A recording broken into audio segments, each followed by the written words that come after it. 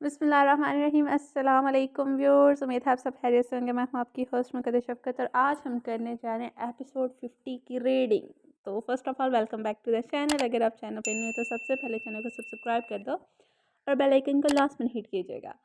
और I hope so आप लोगों को नॉवल पसंद आ रहा है। अगर हाँ, यहाँ पे एक हमारी रीडर हैं, उन्होंने बिल्कुल करेक्ट यानी कि किया है, गेस किया है कि ये उमर छत पर आएगा। सो हेयर्स ये आज की एपिसोड उनको डेडिकेट होती है कि उन्होंने सही वाला गेस किया था कि उमर होगा पीछे।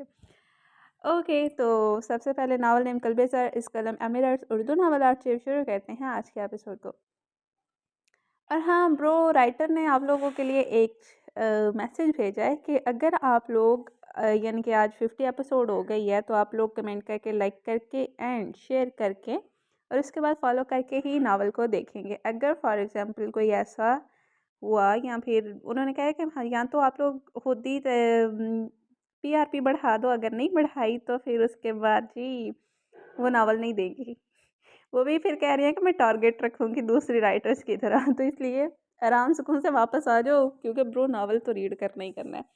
तो शुरू करते हैं आज के एपिसोड को।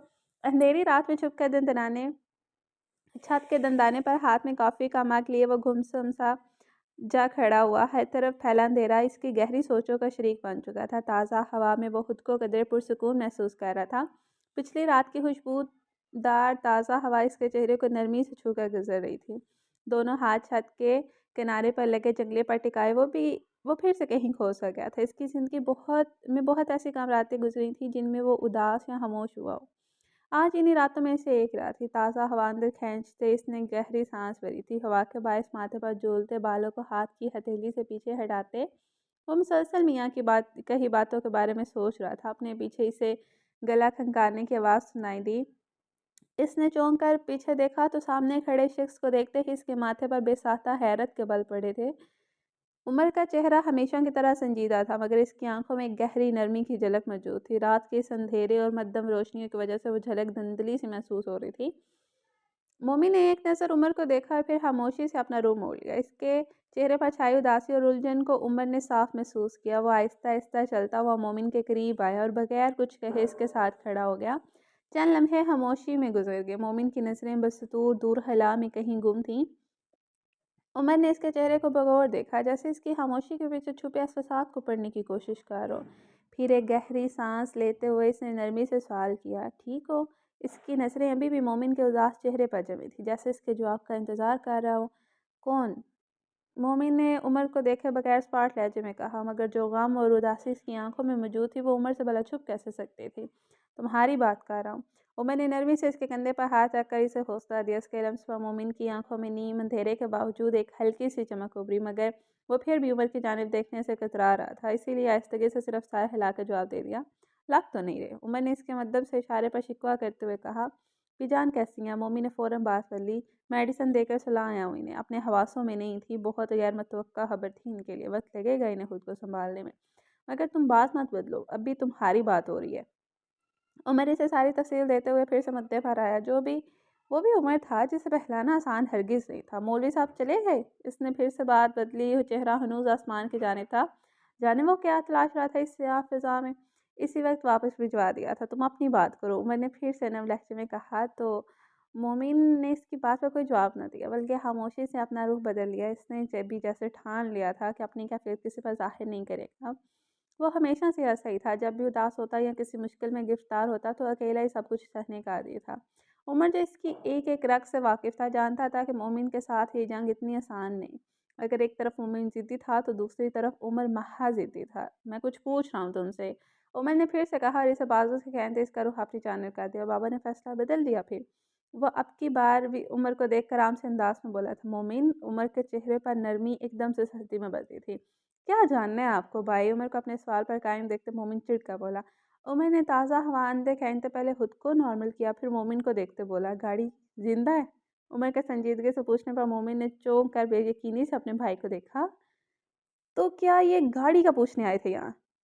ज़ाहिर है 8 करोड़ की गाड़ी है, मेरा क्या है, नॉर्मल केस है। अपनी मदद, आप घर में ही पैदा हुआ हूँ, ज़्यादा से ज़्यादा इस ज़माने का 1-2 हज़ार लगा होगा। यहाँ ज़ाफ़ी का दाई को 3 टोपे अनाज मिले होंगे, वो मुश्किल ही है।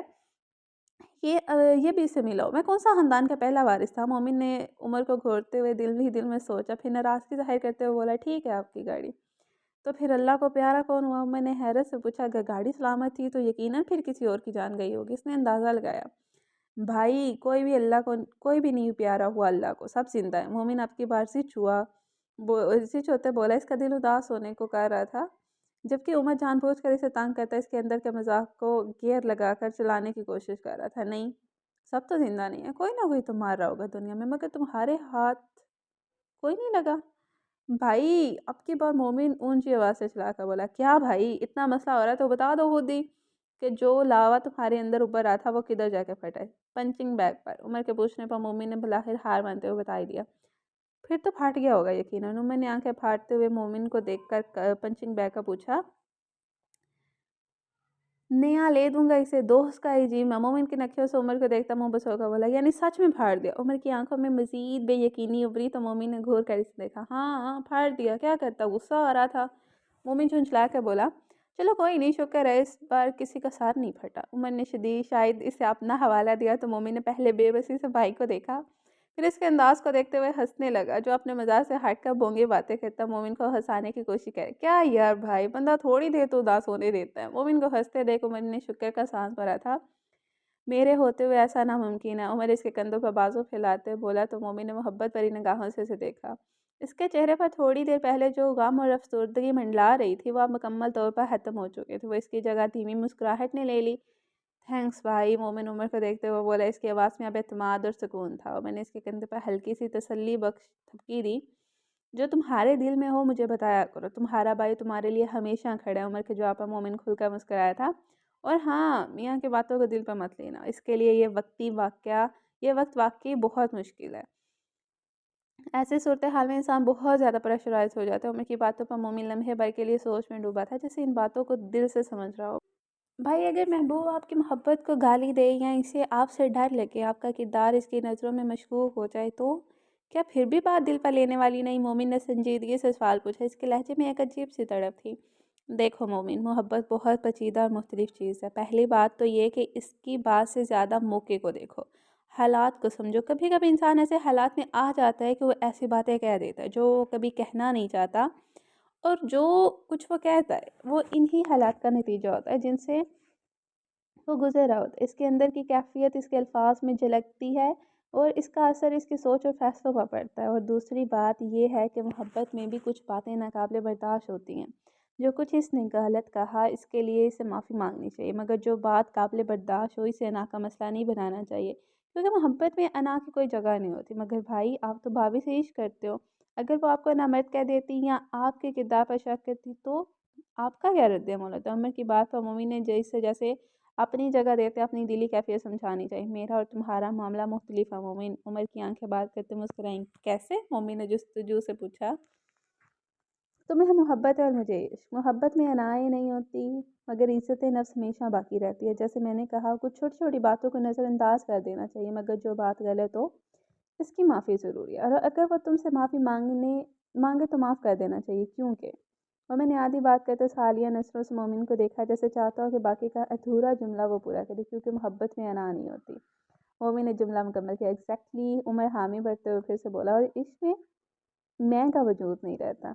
मैं का मतलब जानते हो मोमिन? उमर नजरें झुकाए खोए से लहजे में बोला, मैं मतलब खुद ही, यानी आप खुद। और जब मैं ना रहे तो आप खुद नहीं रहते, सिर्फ आपका इश्क होता है, और वो जो कहता है वही सच होता है। यानी भाभी कुछ भी कहें आपको फर्क नहीं पड़ेगा? मम्मी ने माथे पर बर डाले हैरत से पूछा तो मैंने गहरी नजरों से उसे देखा। मैं हूँ ही नहीं तो फर्क कैसा? मैं तो खो गया हूँ इसके इश्क में। मैं तो वो हो गया हूँ, अब जो वो कहेगी वही मेरा सच है। मैंने खुद को इस पर कुर्बान कर दिया। उम्र कहीं भी नहीं है अब। जब उम्र ही नहीं तो कैसी मैं और कैसी इज्जत है नफ्स? तो क्या इसकी कोई हाथ नहीं, कोई शर्त नहीं? मोमिन ने मजीद हैरानी से पूछा। उमर ने नफी में सर हिलाते हुए धीमी आवाज में कहा, जहाँ आप हैं ही नहीं वहाँ आपकी हदूद कैसी? इसमें सब खत्म हो जाता है, यहाँ तक कि आप खुद भी। तो क्या इसके हकीकी भी ऐसा ही होता है, अपनी अना अपनी मैं को फना कर देना, यानी आप नहीं रहते? मोमी ने एक और सवाल किया। हाँ, इसके हकीकी भी ऐसा ही है, लेकिन एक बहुत बड़ा फ़र्क है, पैमाने का फ़र्क। उमर ने संजीदगी से कहा, इस इश्क मजाजी में आप सिर्फ अपने महबूब के लिए अपनी अना को मार देते हो, इसके लिए ख़ुद को ख़त्म कर देते हो। लेकिन इसके हकीकी इसमें आप हक के इश्क में पूरी दुनिया के सामने अपनी अना को फना कर देते हो, अपने आप को हद पर वार करके ख़त्म कर देते हो। फिर दुनिया कुछ भी कहे आपको कोई फ़र्क नहीं पड़ता, कोई कुछ भी बोले, आप अपने हकीकी इश्क की खातिर कभी ये नहीं कह सकते कि तुमने ये मुझे कहा, मैं मेरे बारे में ये कहा। उम्र की बातों में एक ख़ास सुकून था, वो धीमा सा तबस्सुम इसके चेहरे पर छाया हुआ था। तो क्या आपको इसके हकीकी भी है? मोबिन के सवाल पर उमर ने फ़ौरन से नफ़ी में सर हिलाया। इतना खुशनसीब नहीं हुआ मैं अभी, इश्क हकीकी भी ऐसा ही होता है, मगर इसमें एक बहुत बड़ा फ़र्क है। इश्क मिज़ाजी में आप सिर्फ़ अपने महबूब के लिए अपनी अना को मान देते हो, खुद को इसके लिए कुर्बान कर दे। लेकिन इश्क हकीकी में आप अल्लाह की रज़ा के लिए अपनी अना, अपनी ख्वाहिशात और अपनी खुदी को तमाम इंसानों के सामने कुर्बान कर देते हो। यानी अल्लाह के इश्क में इंसान अपनी तमाम दुनियावी ख्वाहिशात, खुदी और इज़्ज़त नफ्स को अल्लाह की रज़ा के लिए छोड़ देता है। जब आप अल्लाह के साथ इश्क करते हैं ना, तो आपकी अना फ़ना हो जाती है, क्योंकि आपका मकसद सिर्फ़ अल्लाह की मर्ज़ी और रज़ा को हासिल करना होता है, ना कि दुनिया के किसी इंसान या ख्वाहिशात का पीछा करना। आपका मकसद अल्लाह के रास्ते पर चलना और इसकी रज़ा की खातिर अपनी ज़ाती ख्वाहिशात को कुर्बान करना होता है। मैं एक गुनहगार और दुनियादार पर इन शख्स हूँ। इस रुतबे पर फायज होने वाले को वली या सूफ़ी कहते हैं। उमर ने धीमे लहजे में कहा, आपको खुद को मुकम्मल तौर पर भाभी के हवाले करते हैं, तो अगर वो कहें कि कुएं में कूद जाओ फिर? मोमिना हंसते हुए चुटकी ली, तो जो आपका हुक्म बेगम, कहते कूद जाऊंगा। मोमिन की मुस्कुराहट उमर के निशाने से जवाब देने पर एकदम से उमटी थी। इसने एक बार भी बोलने से पहले सोचा नहीं था।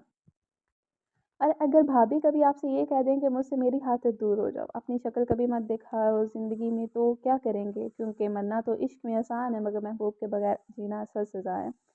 मोमिन की बात पर उमर हद दर्जा संजीदा हुआ था। वो ऐसा कभी नहीं बोलेगी, और अगर बोल दे तो कहा ना, जो हुक्म आपका बेगम साहिबा कह देंगे। मोमिन इस दीवाने को आंखें फाड़े देख रहा था। इसे तो मियाँ से मोहब्बत थी, मगर ऐसी अभी तक नहीं हुई थी कि वो कुछ भी कहती और मोमिन आंख बंद करते किसी पुतले की तरह सर हिला देता। भाई अब तो डर लग रहा है, लगता है भाभी के बगैर रह नहीं सकेंगे आप। हाँ ऐसा ही है, अब तो लगता है इसके बगैर मुझे अगला सांस तक नहीं आएगा। वो मेरी ज़िंदगी का हुस्न है। वो दोनों खामोश हो चुके थे, अपनी अपनी सोचों में गुम से हो गए थे। मोमिन तो हैरानी से बार बार उमर को देख रहा था। इसने बहुत सी किताबों में, शेरों में इश्क के बारे में पढ़ा था, मगर दिखता कैसा है वो भी आज उमर की सूरत में देख लिया।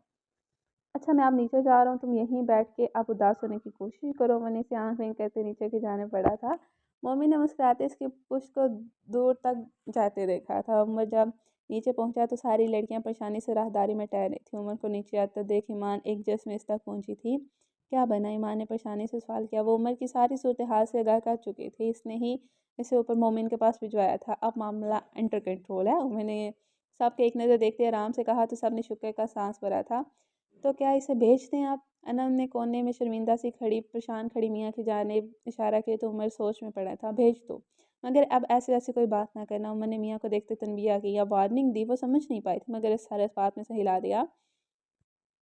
उमर एक नज़र इन सब पर डालता ईमान को आंखों ही आंखों में रूम में आने का इशारा करते वहाँ से निकला था, मगर इशारे की परवाह किसे थी? मैडम को तो अभी अपने दोस्त का मसला हल करना था। वो सब मियाँ को लेकर ऊपर की जाने पड़ी थी। मोमिन अभी भी वहीं खड़ा था। बाकी काफ़ी तो बातों में ही ठंडी हो चुकी थी, मगर ताज़ा हवा से सुकून दे रही थी। अनम, ईमान, ज़रमीना, सूफ़ी और हानी अंदर ही चुका खड़ी थी, जबकि मियाँ इन सब के हौसले डरते कदमों से जहाँ मोमिन खड़ा था इसकी पूछ देखते वहीं चली गई थी। ओए लवर! मियाँ ने इसे पीछे से आवाज़ दी, तो मोमिन चौंक कर मुड़ा। उमान ने तो इसके मोमिन को मुखातिब करने के अंदाज पर बेसाख्ता माथा पीटा था। मोमिन बेयकीनी से इसे देखे जा रहा था। मियाँ चलती हुई इसके करीब गई। मैंने बाबा से बात कर ली है, कोई भी आपको फ़ोर्स नहीं करेगा, आप परेशान हो। मोमिन ने मियाँ के बोलने से पहले ही खुद साख्ता सोच के मुताबिक जवाब दे दिया। इससे लगा कि मियाँ के आने का मकसद सिर्फ यही था। जानती हूँ, मगर मुझे ये नहीं कहना। मियाँ मिनमिनाई तो मोमिन ने सालिया नज़रों से देखा। सॉरी, वो बिला झिझक बोली, तो मोमिन ने बिना कोई तासर दिए चेहरा मोड़ लिया। सॉरी मोमिन, मैंने जो कुछ भी कहा इस सब के लिए सॉरी। मैंने हर्ट कर दिया तुम्हें, मुझे वो सब नहीं कहना चाहिए था। असल में ना ईमान यही सब बताती थी पाकिस्तानी मर्दों के बारे में, तो मुझे गलतफहमी होगी।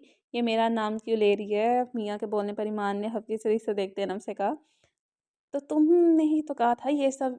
अनम बोली, हाँ तो इसके बाद दिमाग नहीं था कि इतनी फरमाबरदार नहीं है, जो कहूँगी मान लेगी।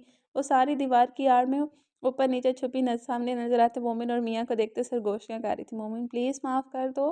मियाँ ने रोते हुए हाथ जोड़ दिए। मोमिन ने तो यकदम इससे इसके हाथ जोड़कर माफ़ी मांगने पर हड़बड़ा गया था। नहीं नहीं, इस सब की ज़रूरत नहीं, आप प्लीज़ हाथ नीचे करें, ऐसे नहीं करें, मैंने आपको माफ़ किया। इसके रसानी से कहने पर मियाँ मज़ीद रो पड़ी थी। आप रोएँ तो नहीं प्लीज़। मोमिन का दिल इसे रोते देख डूबा तो बेबसी से बोला, चुप करो तुम, रोएँ नहीं, तुम्हें क्या मसला है मैं जितना भी रोऊँ। मियाँ रोते हुए ऊँची आवाज़ में मोमिन को डाँटते हुए बोली, तो जहाँ वो हैरान हुआ वहीं लड़कियों ने भी गुस्से से मियाँ को कोसा था कि वो इसे मनाने की थी या मज़ीद नाराज़ करें। अच्छा प्लीज़, मुझे अच्छा नहीं लगता आप जब आप रोती हैं। मुझसे आपको रोते हुए नहीं देखा जाता। प्लीज़ खामोश हो जाएँ, मैंने आपको माफ़ किया। मोमिन एक ही साँस में बोला था, सॉरी, जो भी कहा इस सब के लिए सॉरी। वो एकदम से इतना कुछ हो गया कि मैं पैनिक आ गई। मुझे समझ नहीं आई क्या करूँ? एक तो पहले ही मैं खुद को सँभाल नहीं पा रही थी, ऊपर से तुम आ गए तो सारा गुस्सा तुम पे निकल गया। मैं यहाँ से पूछते बोली तो ईमान ने शुक्र का साँस भरा था कि कम से कम लड़की मुद्दे पर तो आई थी। नहीं, इट्स ओके, मैं समझ सकता हूँ ये सब कितना मुश्किल था आपके लिए, एकदम से इतने सारे इंकशाफ हो गए, आपकी जगह कोई भी होता तो ऐसे ही रिएक्ट करता। आप बिल्कुल भी परेशान ना हो, मैं आपका पूरा साथ दूँगा। मोमिन मियाँ को तसल्ली देते बोला, जो अब खुश्क चेहरे को ही ड्रामेबाज़ी करते बार-बार ऐसे साफ कर रही थी जैसे कि मोमिन को लगे कि वो अब भी रो रही है। मोमिन ने इसे देखते बात जारी रखी। उम्र की कही बात इसके ज़हन में थी। वो दिल से मियाँ को माफ़ कर चुका था। मैंने बाबा से बात कर लिया, आप रिलैक्स रहिए, कोई भी आपको नहीं रोकेगा यहाँ। जो आपका दिल चाहे वो करें, अपनी ज़िंदगी को अपने अंदाज़ से गुज़ारें, और जब भी आपको किसी किस्म की मदद चाहिए हो तो मुझे सबसे पहले याद कीजिएगा। मैं जानता हूँ आप मुझे पसंद नहीं करती, इसमें इतनी कोई बड़ी बात नहीं है, जो हुआ सो भूल जाएँ, आगे बढ़ें, ज़िंदगी को जीना सीखें। मोमिन बमुश्किल मुस्कुराते हुए बोला, ये तो वही जानता था कि ये सब वो किस दिल से कह रहा था। तुम्हें बुरा नहीं लगेगा कि अगर मैं किसी और से शादी कर लूँ? तो मियाँ ने सवाल किया। इसके चेहरे पर नासमझी का तासुर था। मोमिन ने डूबते दिल के साथ अपनी जानिब से इसकी खुशी में खुश होने का ऐलान किया था, मगर शायद मुकाबल के सामने अच्छा बनने के चक्करों में वो कुछ गलत कह गया था, जिससे मियाँ का दिमाग एक बार फिर से घूम गया। नहीं, आपको पूरा इख्तियार है, आप अपनी ज़िंदगी आपकी अपनी ज़िंदगी है, जो भी फ़ैसला लेंगी मुझे वो कबूल होगा, बल्कि मैं आपका कोई अच्छा लड़का ढूँढने में मदद भी करूँगा। कोई ऐसा जो आपका ख़्याल रख सके। मोमिन बोल ही रहा था कि मियाँ ने गुस्से से पैर में पहनी चप्पल उतारी और मोमिन को बिला झिझक पीटना शुरू कर दिया। बदबख्त, उल्लू के पट्टे, कमीने, नालायक, गधे कहेंगे। वो इसकी कमर चप्पलों से सेंकती सुलवातें सुनाई जा रही थी और मोमिन घबरा कर इसके आगे भागने लगा था, जबकि लड़कियां सारी तो मुंह खोली इन दोनों को देख रही। क्या हो गया है? मार क्यों रही हैं आप बे? क्या किया है मैंने? मोमिन झुंझलाते हुए बोला तो मियाँ ने जोर से चप्पल इसकी कमर पर मारते गुस्से से इसका कान पकड़ा और ऐसे शिद्दत से मरोड़ा कि वो करा करे गया। हाय मेरा कान, हाय अल्लाह जी, मेरी कमर क्यों पीट रही हैं? मोमिन तो मार खाते उछल ही पड़ा था। क्यों पीट रही हूँ? जाहिल इंसान, तुम्हें अभी तक समझ नहीं आई क्यों पीट रही हूँ? डफर क्या कहते हैं इसे? हाँ, खोते, मैं तुम्हें यहाँ अपना शौहर बनाने आई और तुम मुझे मेरा भाई बनने की कोशिश कर रहे। मियाँ एक जोरदार चप्पल फिर से इसकी टांग पर मारते कहा, आउच! हैं? मोमी मार खाते रुका। वो खामोश सा खड़ा, कभी अपनी कमर मसलता तो कभी कान तो कभी टांग मिलता। हैरानी से मियाँ को देख रहा था, जो पूरी सांस भरती मोमिन को ही गुस्से से घूर रही थी। दीवार के पीछे छुपी सारी लेडी पलटून भी घंग चेहरे लिए मियाँ को देख रही थी, जो माफ़ी मांगने आई थी मगर फिर से पीट डाला। अब न जाने क्या होता है इसके साथ, मगर जिस अंदाज से मोमिन मार खा रहा था, लग नहीं रहा था कि कुछ भी संजीदा होता। मैंने कब कहा मैं आपका भाई हूँ? मोमिन ने बुरा सा मुँह बनाते कहा। तो फिर ये कब सब बकवास क्यों की कि मेरे लिए रिश्ता ढूँढोगे? भाई बनने वाले काम हुआ ना? मियाँ ने डाँटने के अंदाज में चिल्ला के कहा। ऐसी बात नहीं है, मैं तो बस आपकी खुशी चाहता था। मोमिन ने बेचारगी से बोला तो मियाँ ने हाथ में पकड़ी चप्पल पर ग्रिप सख्त करते फिर से मोमिन की धुलाई शुरू कर दी। खुशी है? तुम्हारी खुशी ये है कि मैं किसी और से शादी कर लूँ? मेरी नहीं, आपकी। हाय अम्मी जी, कमर में ना मारे प्लीज़, जलन होती है। मेरा तो हाथ भी नहीं जाता कमर तक। मोमिन खुद को चप्पल के वार से बचाता बुखला कर बोला, लेकिन मियाँ की चप्पलों का तसलसल नहीं टूटा था। पूरा गुस्सा चप्पल के ज़रिए मोमिन के बदन पर उतारने के बाद मियाँ थक कर चप्पल ज़मीन पर फेंकते पाँव में रेसने लगी और साथ-साथ बोझिल सांसों को बहाल करती मोमिन को घूर कर नाराज़गी से देख रही थी। जो मुँह के ज़ाविये बनाता, कमर पर होती मार की जलन कम करने के लिए अपना हाथ पूँछ पर ले जाने की नाकाम कोशिश कर रहा। शादी करोगे मुझसे? मियाँ ने फूली सांस के साथ मोमिन को घूरते हुए पूछा। यह धमाका किया था। नहीं, मोमिन दुखता बदन दबाते दूबदू बोला तो मियाँ ने माथे पर बाल डालते बेयकीनी से इसे देखा था। क्यों? इसके पूछने पर मोमिन ने डाँट कर 2 कदम पीछे लिए। क्या भरोसा, अफ्रीकन हथनी फिर से पीट डालती। प्रपोज़ल अच्छा प्रेज़ेंट नहीं हुआ। ये तो 18वीं सदी का रिवाज था, सीधा-सीधा बोल दो शादी करोगे मुझसे? मैं यूनिक सा बंदा हूँ, कुछ यूनिक करूँगा। तुम मुझसे शादी नहीं करोगे? मियाँ परेशान होते बोली। मैंने ऐसा कब कहा? तो फिर क्या मसला है? मियाँ हल्के से बोली। मैं करूँगा प्रपोज़। मोमिन के आम से अंदाज में कहने पर मियाँ मुस्कुराई थी। आप कार्डियोलॉजिस्ट बनी है ना? मोमी ने पूछा। हैं? हाँ। वो हैरान हुई थी। भला इस सवाल के करने की इस वक्त क्या तुकबंदी थी? तो फिर बताएं, इंसानी दिल की कीमत कितनी होती है? मोमिन हाथ मानते संजीदगी से बोला, मुझे क्या पता, दिल बेचने वाली थोड़ी ना हूँ। मियाँ इसके बोंगस वालों पर झुंझला सके, कोई मसला नहीं, गूगल कर ले।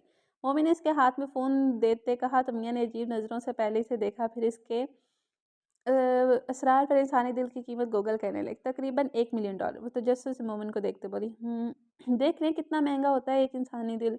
वैसे तो मेरा दिल अनमोल है, एक ही पीस है, फिर भी मैं आपको अपना दिल मुफ्त में देना चाहता हूँ, लेना चाहेंगी क्या? मोमिन शरारती सा मुस्कुराते बोला, हाँ। बेसाता सोचे समझे मियाँ के मुंह से निकला था। मोमिन इसके जवाब पर मुस्कुराने लगा। ये लोग क्या चीज़ें हैं, बजाय किसी शादी के लिए प्रपोज करें, ये तो ह्यूमन आर्गन का सौदा कर रहे हैं। ईमान इन दोनों की बातें सुनती मिनमिनाई, चुप करो, सुनने दो। अनम ने इसके सर पर चिपट लगाते कहा, लो हो गया प्रपोज। मोमिन दांत निकालते बोला तो मियाँ बेयकीनी से उसे देखा। कहाँ हुआ? इसे अभी तक समझ नहीं आई थी। अभी तो कहीं अभी तो हाँ कही है आपने। मोमिन के जवाब पर मियाँ सोच में पड़ी। इसने कब हाँ कही? फिर बात समझ आने पर इसने घूर कर मोमिन को देखा। ये तुमने प्रपोज किया? वो गुस्से से बोली, हाँ ना, देखे गरीब सा बंदा हूँ मैं। उमर भाई की तरह आप इतना कुछ अरेंज करने की इस्तिताअत नहीं है मेरी। अभी अभी ये गाड़ी ली है, इसकी ज़रूरत है मुझे, वरना वही बेचकर आपको प्रपोज कर देता। वैसे भी इतना महंगा दिल मुफ्त में दे रहा हूँ आपको, और क्या चाहिए? मोमिन जिस अंदाज से बात कर रहा था मियाँ को वो संजीदा सा ही लगा था। तो फिर आप? मियाँ ने हैरानी से पूछा, क्या अब हाँ कर दिया आपने? मुबारक हो, दिल आपका हुआ। मोमिन अपने दिल पर हाथ रखते मुस्कुरा कर सैर को हम देते बोला, और सबूत का क्या है कि ये दिल मेरा हुआ? मियाँ ने कमर पर हाथ जमाते ताज्जुब से पूछा, शादी? मोमिन ने एक आंख दबाते बोला तो मियाँ सिटपटा कर रह गए, मगर मेरी तो नेक्स्ट वीक की फ़्लाइट इंग्लैंड की। मैं यहाँ टूरिस्ट वीज़ा पर आई थी, वो तो ख़त्म होने वाला है। मियाँ परेशानी से बोली तो मोमिन भी संजीदा होते सोच में पड़ा था। तो कोई बात नहीं, हम निकाह कर लेते हैं। वैसे भी हमारा मज़हब में सादगी से निकाह को अफ़ज़ल माना गया है। अच्छा है ना, पैसे भी बच जाएँगे। ये ना हो अपनी शादी पर घर वाले सिर्फ़ झंडी दिखा दें और मुझे गाड़ी बेचनी पड़ जाए। आखिरी बात मोमिन ने मुँह पर बड़बड़ाते कही थी, मतलब सिर्फ़ निकाह?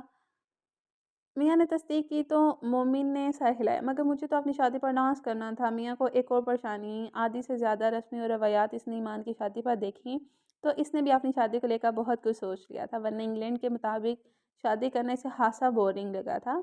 मगर अब इसे मोमिन की बात सुनते ऐसा लग रहा था जैसे इसकी शादी इंग्लैंड की शादी के मुकाबले में ज़्यादा बोरिंग होने वाली थी।